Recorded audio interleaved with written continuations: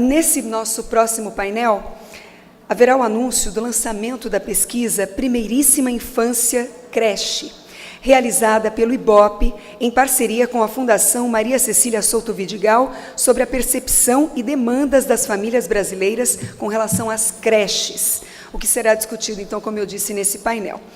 Por isso é que eu chamo agora, ela que é coordenadora de conhecimento aplicado da Fundação Maria Cecília Souto Vidigal, Cristine Rosa, para a moderação desse painel, cujo tema é A Família e a Criança no Centro das Políticas Públicas e Programas.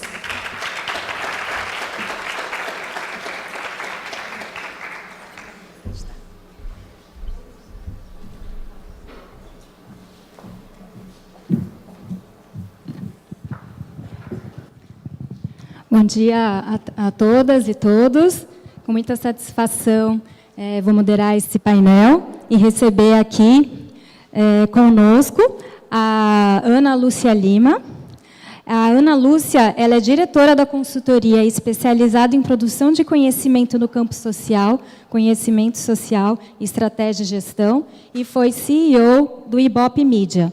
Participou da criação e foi responsável pela gestão do Instituto Paulo Montenegro, voltado a projetos de educação e mobilização comunitária. Bem-vinda, Ana.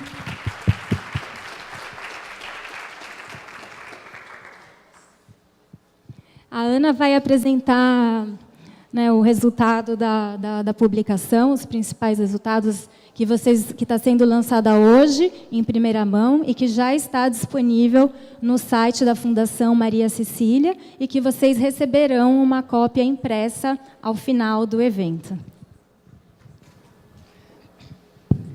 Bom dia, todas, todos.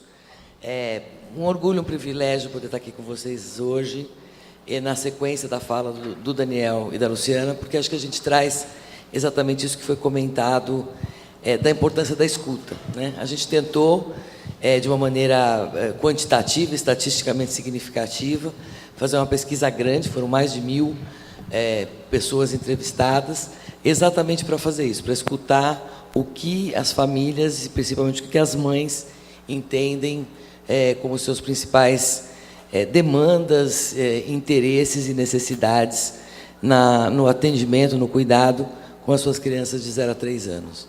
Então, eu vou, enfim, tentar usar o meu tempo de uma maneira não muito maçante, é sempre muito chato falar de número, mas eu acho que por trás desses números a gente tem que pensar que são, de verdade, crianças que estão vivendo nas diferentes condições, nos diferentes contextos brasileiros. Então, vamos tentar olhar para eles não como estatísticas puras, mas sim como narrativas da vida dessas mães e dessas crianças que a pesquisa tentou retratar.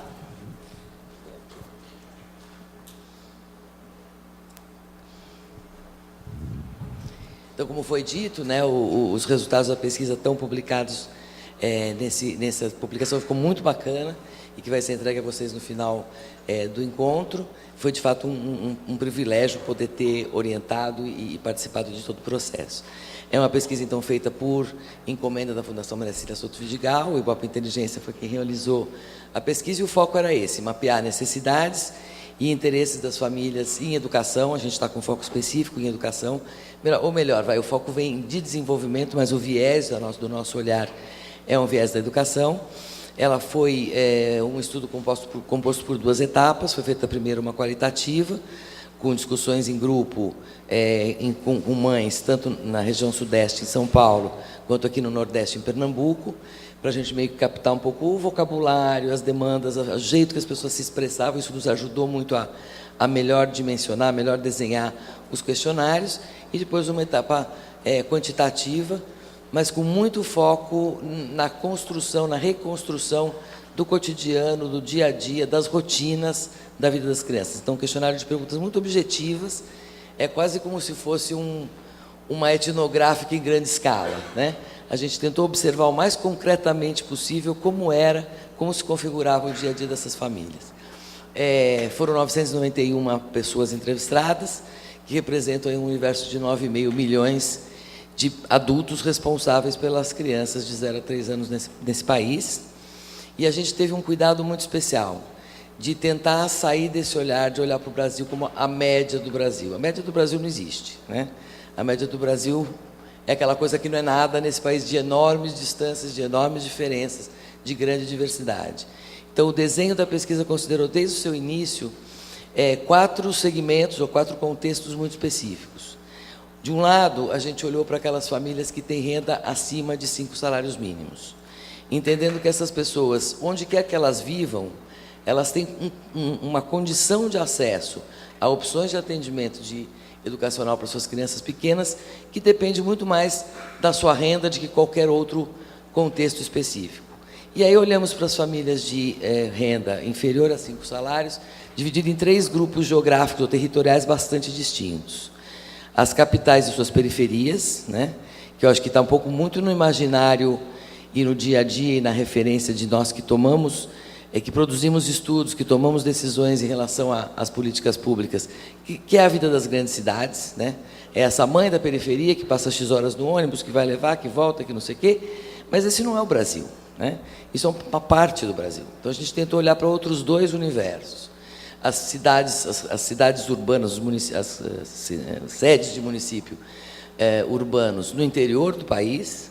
Então, famílias que têm menos de 5 salários e vivem em cidades de médio e pequeno porte do interior, e as famílias que vivem em contextos rurais, ribeirinhos, quilombolas, etc., que também é um outro planeta muito diferente daquele que a gente encontra na nossa referência normal, que é o das grandes cidades.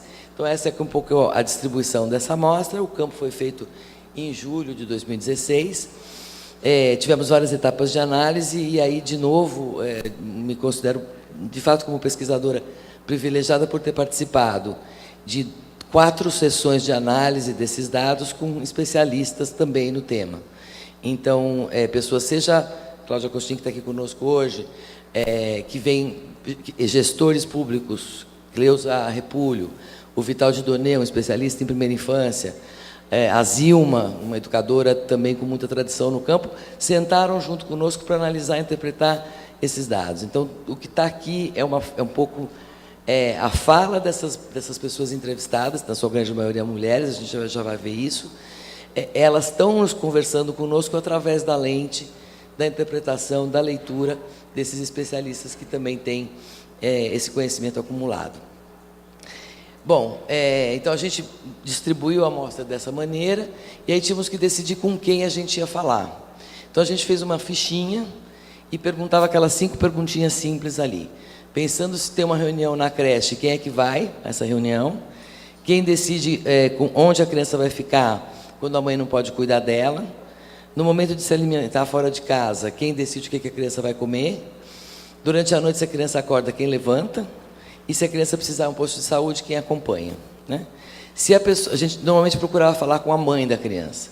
Se a mãe responde afirmativamente a 3 dessas 5 perguntas, ela seria a pessoa entrevistada. Porque a gente entende que a decisão de colocar a criança ou não na creche não é uma decisão imediata da avó que cuida da criança ali no cuidado cotidiano, mas sim uma decisão de fôlego maior, né? E que então essa responsabilidade cabe mais frequentemente à própria mãe. Vamos já ver em seguida, mas 90% das pessoas então que a gente acabou entrevistando são de fato as mães das crianças, e os outros 10% ou são os pais ou são outros familiares, principalmente as avós. Lembrando então que a gente vai entrevistar a pessoa sobre uma única criança de 0 a 3 anos naquele domicílio. Então, se por acaso tivesse mais do que uma criança nessa faixa etária, tinha lá um processo X, pelo qual a mãe ia se referir a uma única criança, para ela poder ter bastante objetividade na forma de responder. Não entrevistamos mães abaixo de 18 anos, então tem que lembrar que isso é um recorte de mães acima dos 18 anos. E que a gente vai falar ao longo do estudo várias vezes o termo creche, mas ao falar em creche a gente está se referindo tanto ao atendimento público quanto ao atendimento privado, ou gratuito quanto pago, para ser mais precisa. E no atendimento gratuito não são apenas as creches públicas, mas também as conveniadas, também as comunitárias, filantrópicas, etc. Mas a gente está generalizando ao longo da pesquisa, na apresentação para vocês, se referindo a elas como creche. No questionário a gente não fez isso, porque a gente percebeu que as mães de renda mais alta reagiam um pouco naturalmente à expressão creche. Então Então, ela se perguntava se tem seu filho na creche, ela dizia, não, eu tenho na escolinha. Então, ela não entende a creche como sendo o lugar onde ela coloca seu filho. Então, no questionário, a gente usava creche, escolinha, berçário, blá, blá, blá, blá, para ela encontrar ali a forma de se expressar que ela usasse, mas aqui a gente vai meio que resumir a conversa, se referindo a elas como creche. Então, quem são essas pessoas com quem a gente conseguiu falar? Ou seja, de quem é a voz que a gente está trazendo para conversar com vocês agora? 90% dessas 990 pessoas, então, são mães, efetivamente as mães das crianças, 5% pais, porque a mãe não encaixou naquele conceito ali das 3 perguntinhas que a gente fazia de filtro, e 5% são avós, tios e outros. Lembrando que a gente não tem as mães muito jovens, mas é interessante pensar na questão demográfica brasileira, mais da metade dessa amostra, ou 49% dela, tinha entre 25 e 34 anos, não são mães jovenzinhas, né?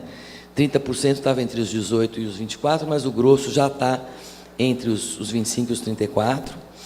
46% dessas mulheres estão falando sobre o seu primeiro filho, né?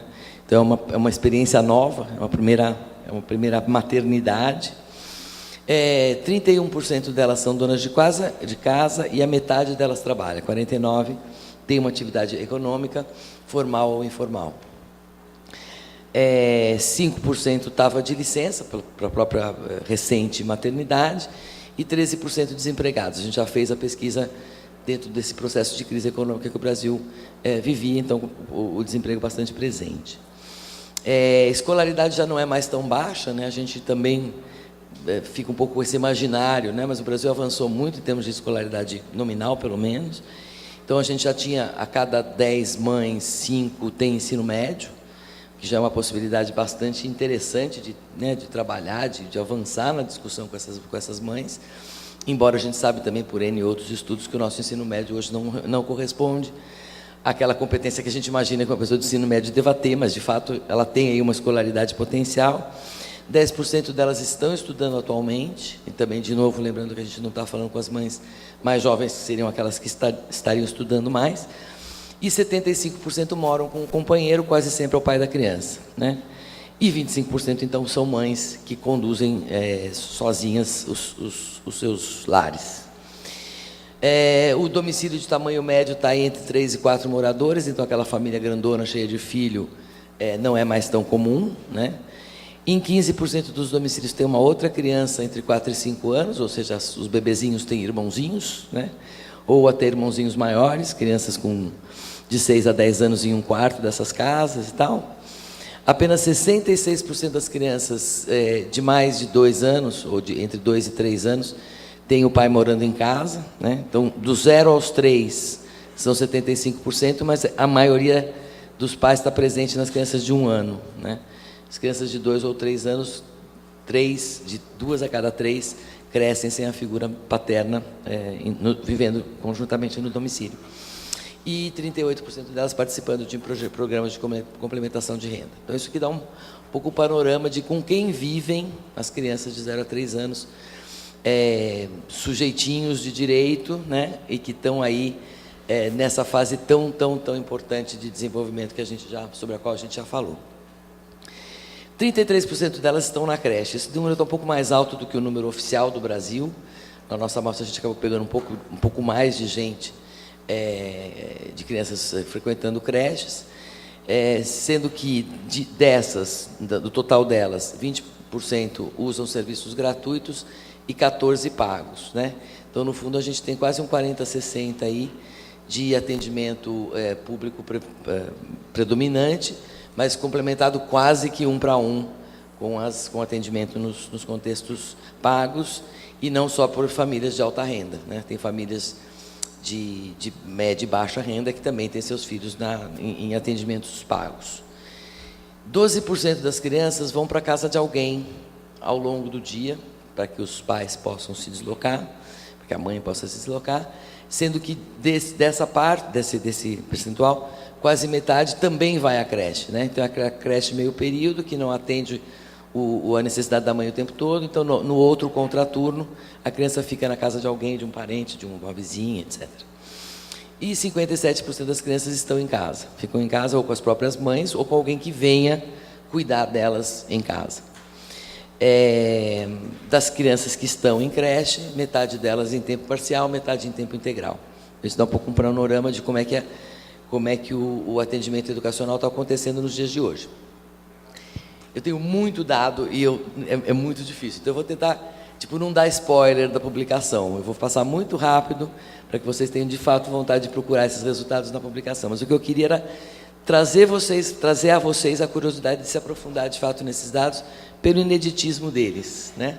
Então acho que mais do que eu ficar narrando coisas que vocês podem ler na publicação daqui a pouco, eu acho que eu queria puxar uma reflexão de quanto é importante a gente ter olhado de fato para uma escuta de como vivem essas mães, como vivem essas crianças, qual é esse cotidiano, que atividades elas fazem, a que estímulos essas crianças estão expostas, como é o cotidiano desses pais, que horas levantam, que horas vão dormir, quem acompanha a criança, se vão de ônibus, É este o dado que está ali, né? E esse é o dado que a publicação vai explorar bastante, mas também é uma base de dados muito rica que acho que vai dar margem para muitos outros estudos de compreender melhor como vivem, então, as crianças nesses 4 contextos. Voltando a chamar a atenção, né, a gente passa um pouco por esse nosso imaginário da mãe urbana. A mãe urbana que vive na periferia, de baixa renda e tal, correspondente aqui no nosso grafiquinho a cor verde, ela é 25% das mães brasileiras. Ela é uma em cada 4. Né? As outras 3 não estão neste contexto. Elas estão E como é que as políticas públicas, às vezes pensadas para atender a esta mãe, está sendo de fato relevante, interessante, importante, para atender as outras 3 de cada 4 mães brasileiras que vivem em contextos bastante diferentes desse. Então é disso que a gente quer chamar a atenção, é disso que a gente, quando pensa em gestão, né, como é que cada gestor vai pensar na sua política, ele precisa muito localizar a sua política para um contexto próprio. São desafios muito diferentes, né? A família, as cidades pequenas do interior, os deslocamentos são muito menores, o tipo de trabalho oferecido para essas mães é diferente, a estrutura familiar, a composição do núcleo familiar é outra, as famílias são maiores, enfim, não dá para olhar pela média, ou principalmente não dá para olhar pela grande cidade e achar que o Brasil inteiro se comporta da mesma maneira. De novo, não vou ficar lendo o dado, mas a publicação vai descrever para vocês exatamente essas diferenças. Vou só chamar a atenção para algumas coisas. Mães com renda até 5 salários que vivem nas capitais e nas periferias, grandes destaques. Uma proporção menor de pais que moram com o nenê, né? 68% dessas crianças vivem com seus pais, enquanto na média é 75%, então nas grandes cidades esse valor cai. Uma proporção de escolaridade, uma faixa de escolaridade maior dessas mães. Alta proporção de mães de religião evangélica, 42% delas são evangélicas contra o quê? 31% na média. Então, também uma presença de famílias da igreja evangélica nas grandes cidades. 63% com ensino médio, que é uma taxa bastante mais alta do que em outros contextos. E só para ilustrar, então, cidades de interior, cidades, né, de médio e pequeno porte do interior, com posições um pouco diferentes, escolaridade é mais baixa, frequência de mães que trabalham mais baixa, predominância de famílias de origem católica, de crença católica, famílias maiores, em média as famílias têm 5 pessoas, em vez de 3 ou 4 como tinham na grande cidade. Zona rural, um outro contexto. Muitos deles se dizem não trabalhando, quando na realidade provavelmente são as mulheres que mais trabalham, né, porque devem trabalhar na vida rural, mas não consideram isso um trabalho, não se veem como mulheres trabalhadoras. O grupo de 5 salários mínimos ou mais, que é um mundo a ser, é um outro bicho, né? Então, quando a gente passa de um determinado ponto de renda para cima, a realidade muda completamente, independente de onde essas mulheres vivam, porque são outras potências. Então, são mais velhas, 88% delas com ensino superior ou pós-graduação, então com possibilidades de trabalho muito mais qualificadas em outros contextos. Nessa faixa de renda, ou nesse grupo, foi aonde com mais frequência o pai se identificou como a pessoa responsável por fazer aquelas 5 coisinhas.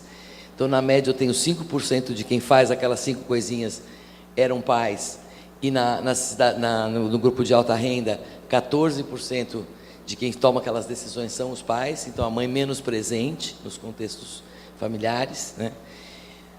Eu tenho 6 minutos, vamos lá. Bom, creche.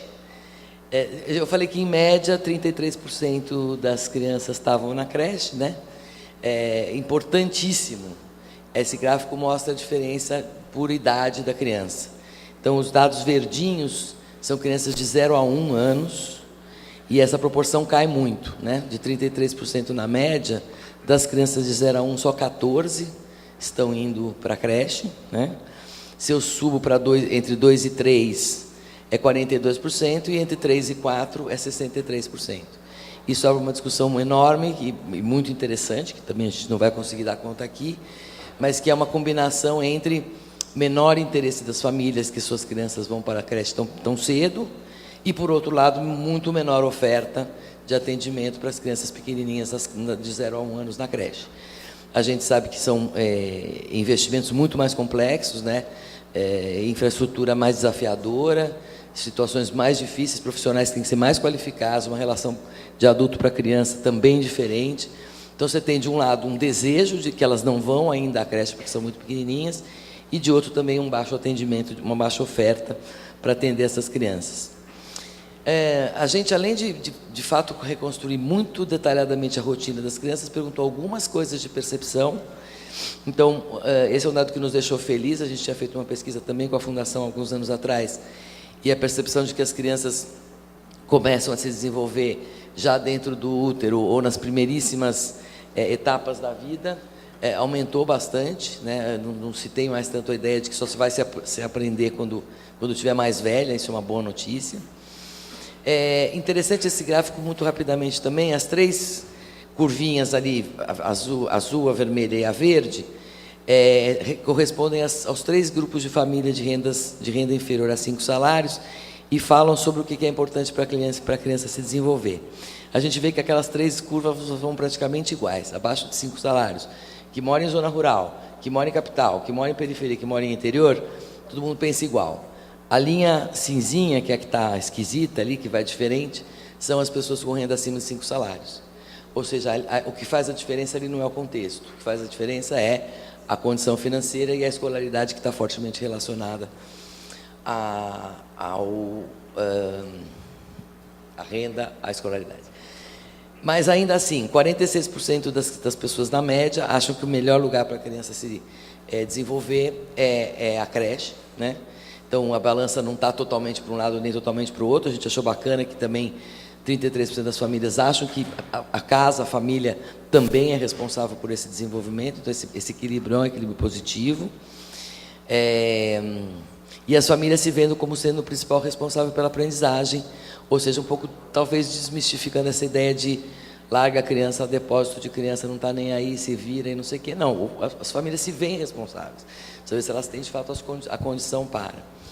Idade ideal para pôr em creche, a gente já viu isso, relutam um pouco, né, em colocar as crianças na creche entre 0 e 1 anos. Temos um enorme detalhe de rotina, que eu não vou contar para vocês agora, mas, assim, muito legal poder reconstruir como é, de fato, o dia a dia dessas pessoas e como eles variam de um grupo social para outro. Uma coisa, essa talvez tá difícil de ler, mas, enfim, acho que é bem interessante, as famílias descrevendo atividades que suas crianças